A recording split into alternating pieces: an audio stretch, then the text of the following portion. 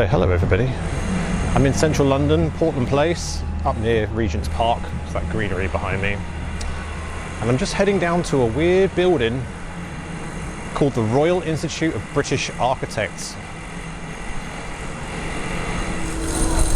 It's kind of typical that someone's drilling, isn't it? They're always drilling something. I'm going to have to cross the road. The Royal Institute of British Architects. Spooky building, very spooky. In fact, I found this building when I was looking for weird 66s. I mean, sure, when I first saw this building, I was like, well, that's pretty weird. But I didn't realize it was Masonic. I mean, it's certainly true that the columns either side of the door, that kind of is a clue. It didn't really occur to me to even look into this building until I saw something else. Today we're going to be connecting some dots, because when I first saw that building with the two columns with the statues on the top, I thought to myself, wow, I've seen that somewhere before. And the building I saw it on was the Royal Masonic Hospital.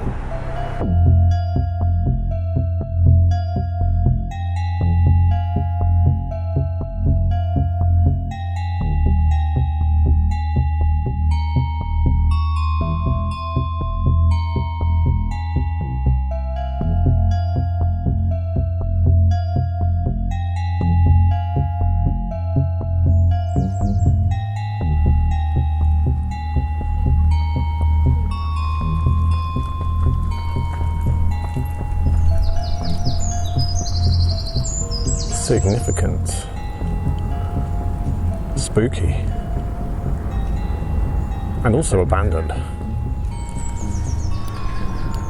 So I've come down to Ravenscourt Park on a beautiful day to check out the now abandoned and derelict Royal Masonic Hospital. And you'll never guess what year the Royal Masonic Hospital opened up. It was 1933. I should just make a video about every building in London built in 1933, because they're pretty much all Masonic.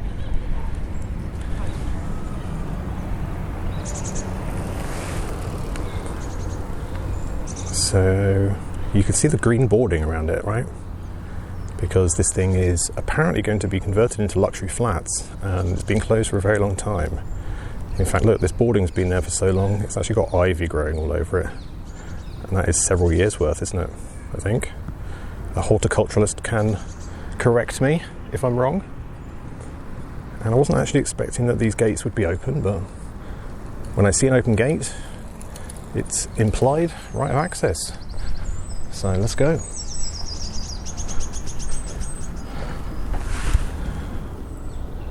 Orbis. 24/7 remote CCTV and alarm monitoring. It's good of them to let us know that they're not on site, isn't it?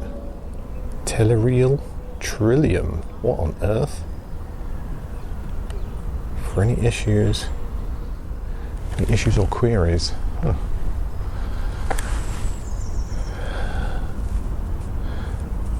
So I'm mostly here for these. And also for something that's within the grounds. And can you imagine when they developed this, if you were to live here and you didn't realise it was Masonic?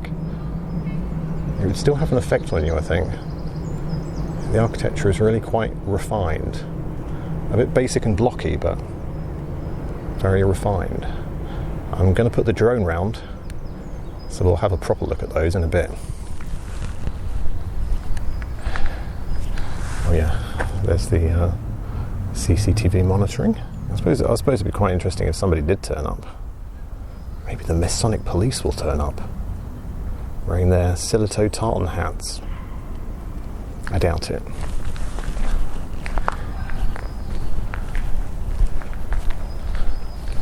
So, oh well, I guess this is still open because it's access to somebody else's car park.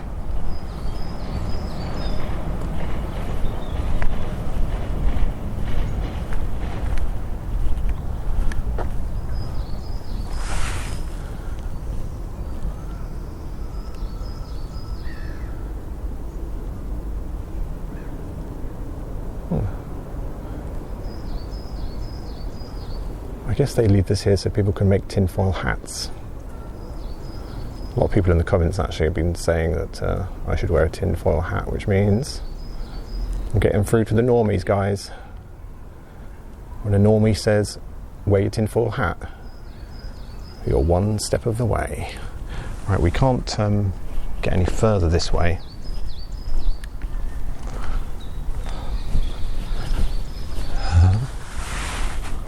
Oh, just beyond that razor wire. Look at that column. Look at that. Gold. This is not an ordinary building, is it?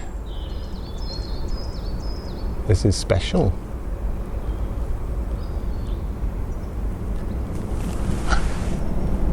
And I would love to go inside, but that's not going to be happening today, unfortunately. Videoing myself trespassing is not that cool. Oh, just some random circle on the ground. I wonder how many other circles there are on the ground.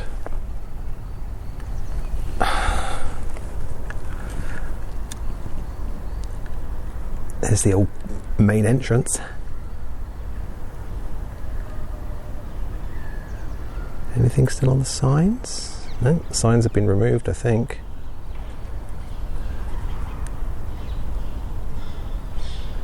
Just lots of CCTV. The CCTV is not pointing up though. Wow, look at that. Wow. Like flies. Yeah, we'll get a proper look at that with the drone, I think. Right, we'll go around the other side. Here we go.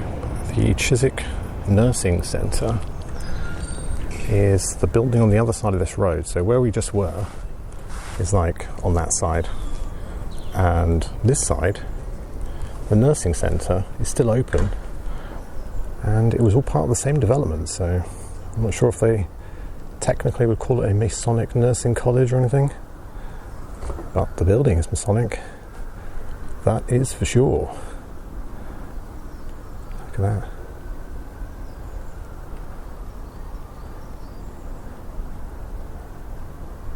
Some kind of painting on the wall. Was that a TV? Can't see.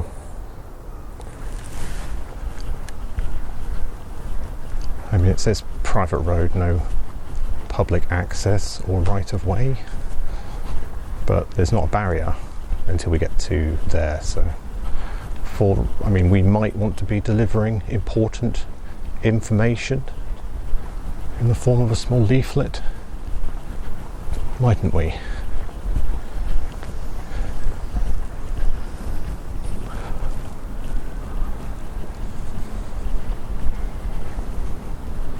Yeah, so we're now on the other side of where we saw that column. You can see it there. And of course a lot of these Masonic buildings are actually pretty standard and quite bare, but it's more about the geometry and the little frilly bits. I can see a pigeon up there. The pigeons seem to like it. Right, we're not going to go past their gate.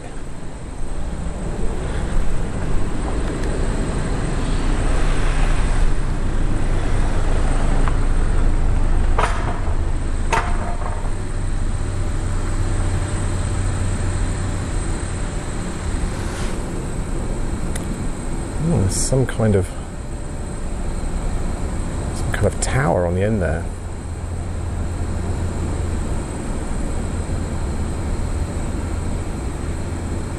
Yeah, look at that. Very geometric. It actually reminds me of the British Library. Some kind of little roof platform terrace thing up there. Very nice, especially on a day like this.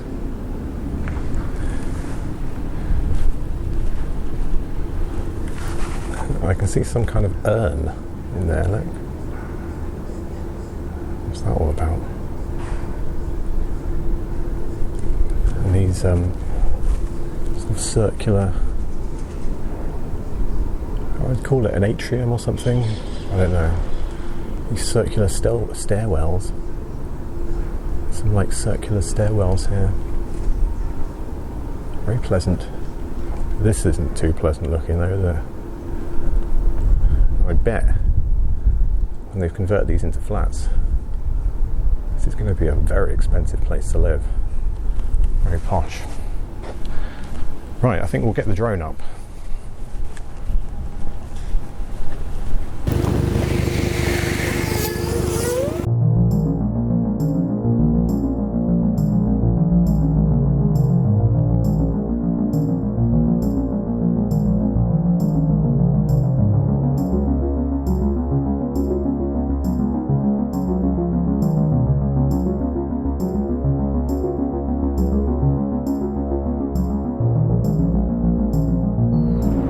Look, there's me. Hello.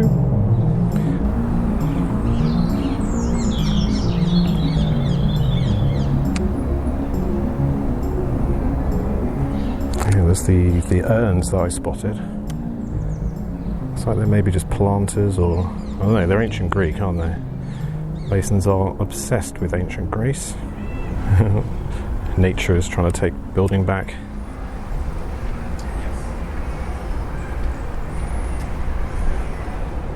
Thing there is where we saw the golden pillar, and I wanted to have a look at this garden. Oh my god, this garden is so overgrown compared to some of the bad quality images I've seen. A lot of trees, but the money shot is over there. And there's their clock tower. Oh, look, there's the that's like the stepped pediment on the top. Look, naughty people have been up here. You can see it's got graffiti on it. How on earth did they get up there? It's quite impressive, actually. Quite impressive.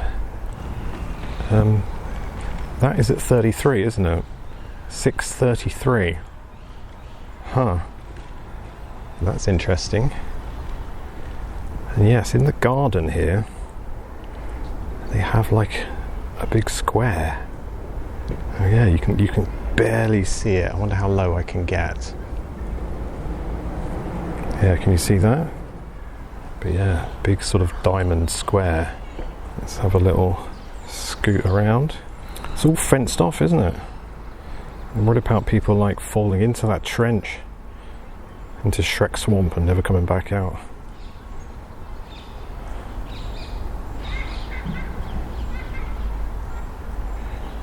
Could you imagine when this is turned into a residential block and you've got this like Freemasonic square? People come and chill out next to this like Freemasonic square. Oh, they're scaring the hell out of the pigeons right now.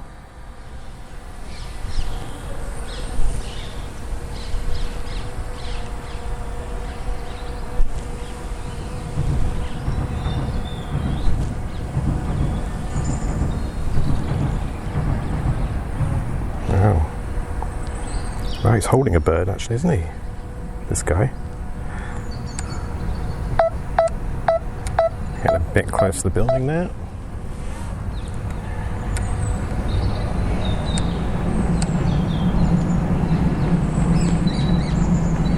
What is that he's holding? Not sure. Look at the other one. Wow, that is spooky. That's really spooky, dude.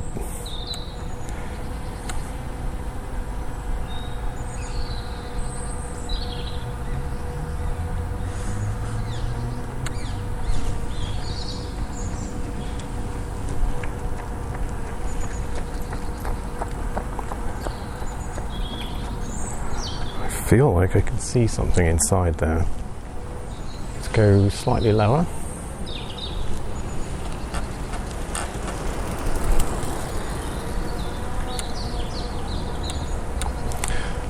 Someone's watching the CCTV camera. They'll be, I don't know, will they be panicking at this point? I don't know. I can't really get lower than that, otherwise I won't be able to see the drone.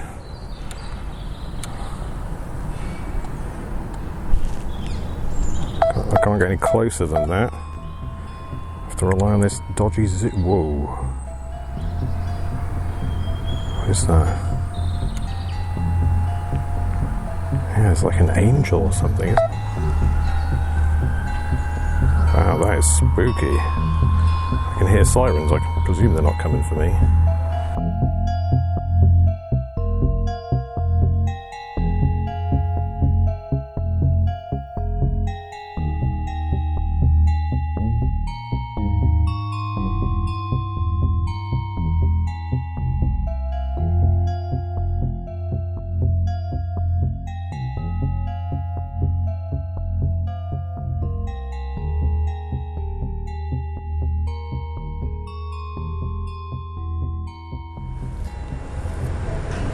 So let's connect some dots.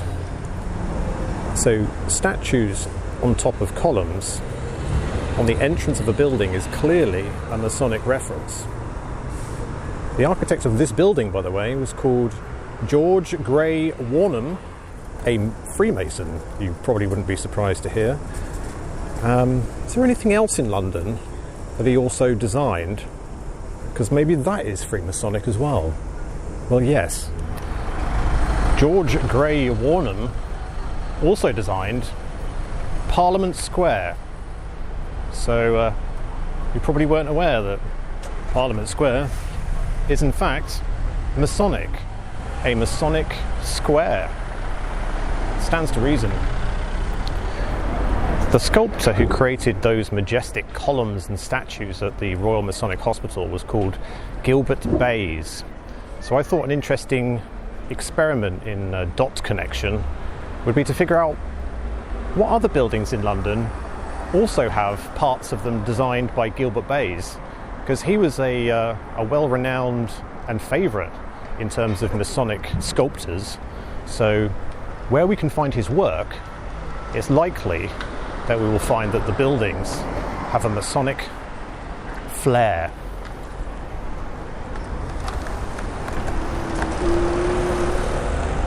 Here at the Victoria and Albert Museum. He designed these statues. Look, figures on pillars. Have you ever been lost somewhere north of Covent Garden on Shaftesbury Avenue and you've come across this very weird building, old theatre, and you thought, oh my god, what the hell is that? That is so weird. Oh yeah, it's by Gilbert Bayes, Freemason, master sculptor.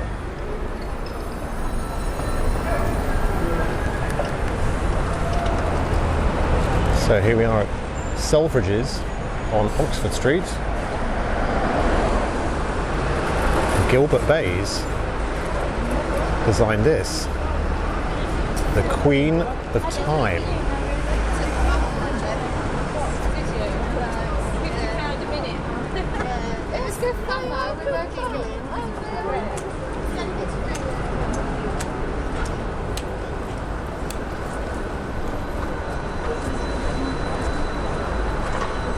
Because of course, I don't know if you're aware, Masons are obsessed with time.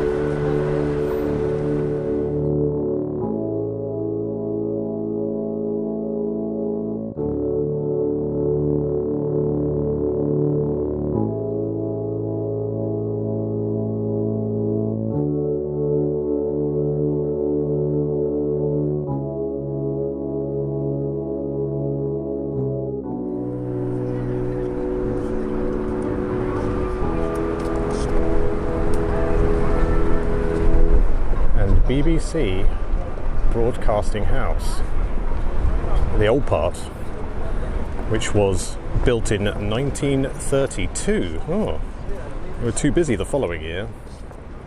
You may be aware that BBC Broadcasting House has this weird statue by Eric Gill, a notorious pedo, which they refused to remove. In fact, they've encased it in a bulletproof box so that it cannot ever be removed. This part is always quite well protected. And that security guard is keeping an eye on me. Inside the old part they have a theatre, very large, very well decorated theatre. And when this building was being constructed, the notorious pedo sculptor Eric Gill did the outside, and the decorations on the inside were done by the Freemasonic sculptor Gilbert Bays. And it's all ancient Greek friezes. Lots of them. A Masonic vibe. So you can imagine, can't you, them having all their lavish VIP parties in there. And what they're really enjoying, the ambiance that they're enjoying, is the Freemasonic flavour.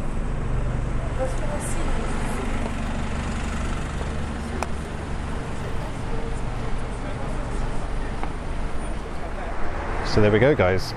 Another connection between Freemasonry and the BBC. Shut them down.